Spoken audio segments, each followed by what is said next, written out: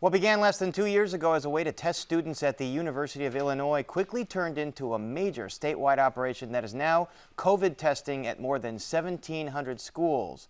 The unique saliva test invented by Shield, Illinois, has been employed as a way to prevent COVID outbreaks. And at some of those schools, the results have been nothing short of extraordinary. We recently got an exclusive peek behind the scenes.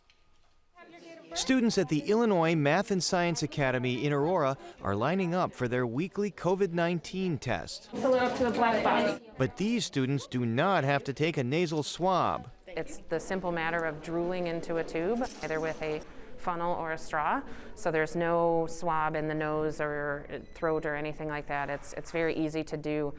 Typically, our patients are in and out in under 5 minutes. The unique saliva test was developed by scientists at the University of Illinois, and Shield officials say it has become an essential tool in halting the spread of COVID-19. The beauty of the Shield test is that we can catch the virus sooner, so we catch it before the patient is contagious. IMSA President Evan Glazer says the school contracted with Shield last August when students returned to in-person learning. IMSA is unique because we're a residential campus, and so the students are in close corridors all the time. Not only has the school been able to stay open, Glazer says the test positivity rate has stayed below 1%, even through the Delta and Omicron surges. Out of 28,000 tests that we've taken this year, we've had 56 positive cases, which is truly remarkable. In fact, we went 5 straight weeks without any cases at all. Although not every school has seen that level of success, Glazer says IMSA paired the Shield testing with robust contact tracing. IMSA is one of 1,800 locations currently employing the test. 1,700 of those are schools. A team of healthcare workers from or contracted by Shield comes in and runs the entire program.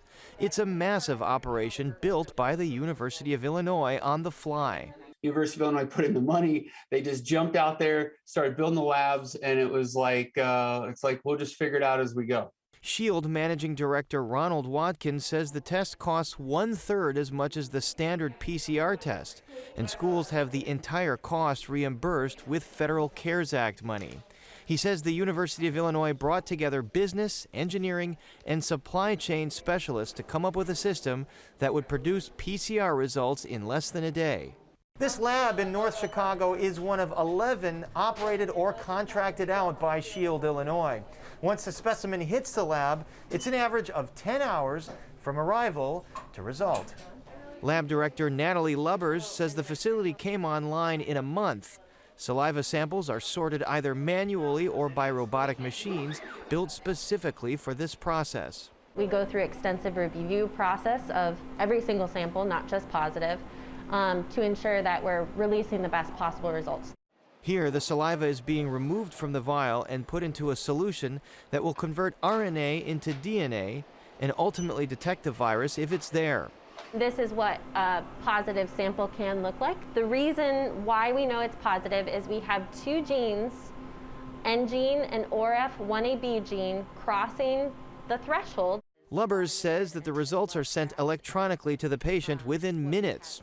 This process has played out more than 1 million times since Shield began. But Watkins says the goal is to eventually dismantle the organization. That means the pandemic will have passed into endemic phase.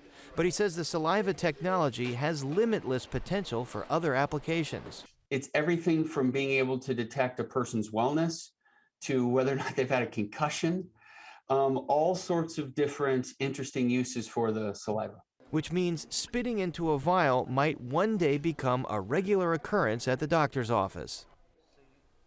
Indeed, I did take the Shield test, and it came back negative. Chicago Public Schools is not one of the districts that uses the Shield test. The district decided to go with a lower-cost alternative that proved to have a lot of hiccups. School officials say CPS was not eligible for the full federal reimbursement of the test because it got its own round of CARES Act funding.